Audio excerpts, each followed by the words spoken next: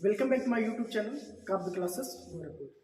Friends, एक बार फिर से मैं आपका वेलकम करने के लिए एक नए वीडियो के साथ प्रेजेंट हुआ हूँ।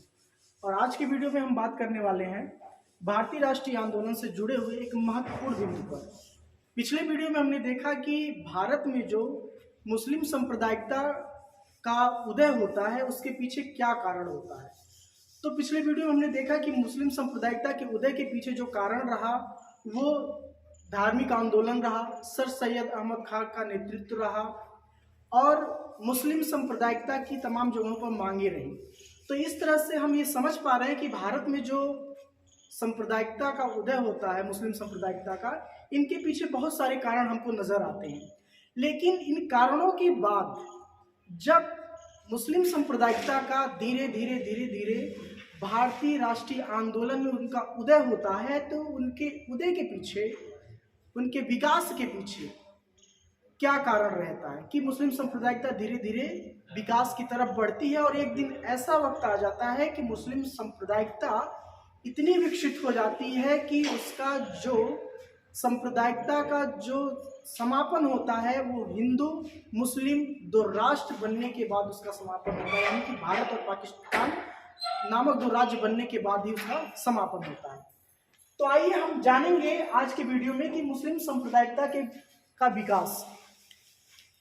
तो हमने यहाँ पर लिख रखा है कि जो मुस्लिम सांप्रदायिकता थी वो, उसके पीछे एक कारण नजर आता है कि जो भारत में मुस्लिम लोग थे, जब राष्ट्रीय आंदोलन सन 1857 से शुरू हुआ अंग्रेजों के खिलाफ, तो शुरू से ही जो मुस्लिम कम्युनिटी थी, मुस्लिम संप्रदाय था, तो उसके प्रति उदासीन था। मतलब ये हम कह सकते हैं कि जिस हिसाब से बढ़ चढ़ करके राष्ट्रीय आंदोलन में जैसे अन्य समुदायों ने हिस्सा लिया, उस तरह से मुस्लिम समुदाय ने हिस्सा नहीं लिया। तो ये चीजें हमको नजर में आती है। और उसके पीछे एक कारण और था कि सर सैयद अहमद खान साहब, जो कि एक ब्रिटिश सरकार में लिपिक के पद पर थे, उन्होंने अंग्रेजों को मुस्लिम लोगों को अंग्रेजों का वफादार बनने के लिए बहुत सारा प्रयत्न किया कि मुस्लिम समाज का भला तभी हो सकता है कि जब मुस्लिम कम्युनिटी अंग्रेजों के प्रति वफादार बनी रहेगी।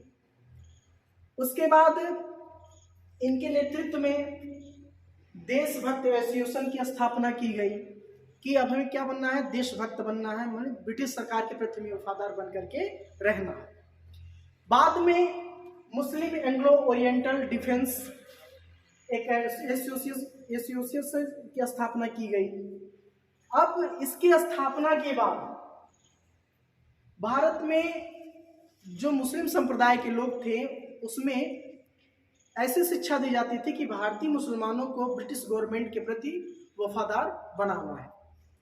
अब हम बात करते हैं दूसरे बिंदु पर। दूसरा बिंदु ये हमारे सामने निकल करके आता है, मुसलमानों द्वारा सांप्रदायिक प्रतिनिधित्व की मांग। जो भारतीय मुसलमान थे उन्होंने क्या किया, चाहे लॉर्ड कर्जन हो चाहे लॉर्ड मिंटो हो, उन सभी लोगों से अलग मुस्लिम सांप्रदायिकता की मांग इन लोगों ने की कि भारतीय मुसलमानों को अलग से निर्वाचन क्षेत्र दिया जाए, सिर्फ और सिर्फ वहां उस जगह से मुस्लिम ही प्रत्याशी हो सके, चुनाव लड़ सके। तो अलग से मुस्लिम सांप्रदायिकता की मांग की, मुस्लिम प्रतिनिधित्व की मांग। अब ये सारी चीजें कहाँ पर हो रही हैं, सर सैयद अहमद खान के नेतृत्व में हो रही हैं। कहाँ पर, शिमला में 1906 में शिमला में इसका आयोजन किया जाता है। और इन सब के तरफ से, सर सैयद अहमद खान की तरफ से और जितने भी समर्थित इनके अन्य मुस्लिम सदस्य थे उनके तरफ से ब्रिटिश सरकार के सम्मुख कुछ मांगे रखी जाती हैं। जैसे कि ये मांगे हमने यहाँ पर लिख रखा है, कुछ महत्वपूर्ण मांगे। मुसलमानों के लिए पृथक निर्वाचन क्षेत्र।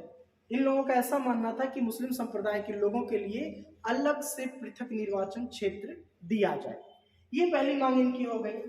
दूसरी मांग ये थी कि जो विधान परिषदों की जो सीटें हैं, जिस क्षेत्र से विधान परिषद की सीटें आती हैं, उन क्षेत्रों में जिस हिसाब से मुस्लिम लोगों की जनसंख्या है उसी अनुपात में उनके लिए स्थान आरक्षित किए जाए। ये इनकी दूसरी मांग थी। और इनकी तीसरी मांगों पर हम बात करें तो सर सैयद अहमद खान ने ब्रिटिश गवर्नमेंट के सामने, या फिर यूं कह ले लॉर्ड मिंटो के द्वारा, इन सभी मांगों को मांगने का प्रयास किया। और उन्होंने कहा कि जो भारतीय मुसलमान हैं, भारतीय मुसलमान को ब्रिटिश गवर्नमेंट में ज़्यादा से ज़्यादा भारतीय मुसलमानों को ऊंचे पदों पर रखा जाए। ये इनकी अगली मांग थी।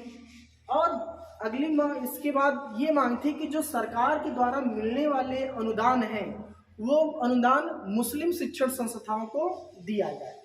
तो बहुत सारी मांगें इनकी स्वीकार कर ली गई थी और ये भी एक मुस्लिम सांप्रदायिकता का विकास का कारण बना। अब हम तीसरे बिंदु पर आते हैं, जो बहुत महत्वपूर्ण बिंदु है, मुस्लिम लीग की स्थापना।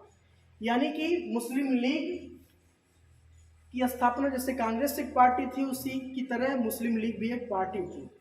लगभग कांग्रेस की स्थापना के 21 वर्ष के बाद हम कह सकते हैं कि 30 दिसंबर 1906 को ढाका में मुस्लिम लीग की स्थापना होती है। अब मुस्लिम लीग की स्थापना ऐसे कट्टर मुस्लिम संप्रदाय के लोगों के द्वारा की गई थी कि जो पूरी तरह से कट्टर सांप्रदायिकता की धारणा में विश्वास रखते थे। हालांकि इसके बाद जो कट्टरवादी विचारधारा थी, कट्टरवादी विचारधारा में मुस्लिम लीग ने क्या किया, आगे चल करके यानी कि 1916 के आसपास अपनी नीति में परिवर्तन किया। और मुस्लिम लीग जो थी, आपको मैं बता दूं एक महत्वपूर्ण चीज, कि जिस शहर में कांग्रेस पार्टी की बैठक होती थी, उसी शहर में मुस्लिम लीग भी अपनी बैठक करती थी।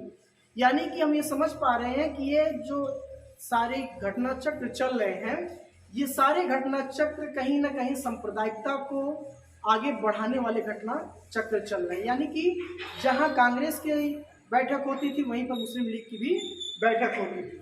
तो बहुत सारे जो मुस्लिम जो भारतीय राष्ट्रीयता में विश्वास करते थे, वो मुस्लिम लीग के साथ इकट्ठा नहीं हो पाए, मुस्लिम लीग के साथ अपना सहयोग नहीं दे पाए, क्योंकि मुस्लिम लीग जो पार्टी थी वो चंद लोगों की सांप्रदायिकता की भावना में विश्वास रखने वाली पार्टी थी। जो वास्तव में भारतीय मुस्लिम राष्ट्र भक्त थे, वो मुस्लिम लीग से हमेशा ही किनारे रहा करते थे। तो मुस्लिम लीग ने क्या किया, अपनी नीति में थोड़ा सा बदलाव किया, अपनी नीति में परिवर्तन किया। और नीति में परिवर्तन 1916 के आसपास करती है। और यह जो परिवर्तन निकल करके आता है, 1916 में मुस्लिम लीग और कांग्रेस पार्टी में आपस में क्या होता है, समझौता होता है। और इसी समझौते में एक बड़ी भूल होती है कांग्रेस के लोगों के द्वारा, और कांग्रेस के लोग इस बात को स्वीकार भी करते हैं कि अगर जो मुस्लिम लीग की और कांग्रेस की समझौता ना हुआ होता तो शायद पाकिस्तान की मांग नहीं उठी होती है। इस पर हम बाद में चर्चा करेंगे। और मुस्लिम लीग में परिवर्तन हुआ और इस संस्था ने क्या किया, जमीयत उल उलमाए हिंद, जिसका नेतृत्व कर रहे थे मोहम्मद अली जिन्ना।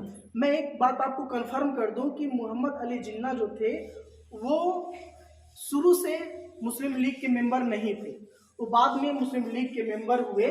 और ये लोग इन्हीं के प्रयास से 1916 में मुस्लिम लीग और प्लस कांग्रेस में क्या हुआ था, समझौता हुआ था। और मोहम्मद अली जिन्ना के अलावा साथ ही साथ नवाब सैयद मोहम्मद मौलाना, इन दोनों के प्रयास से उलमियत उल जमायत हिंद का स्थापना होता है।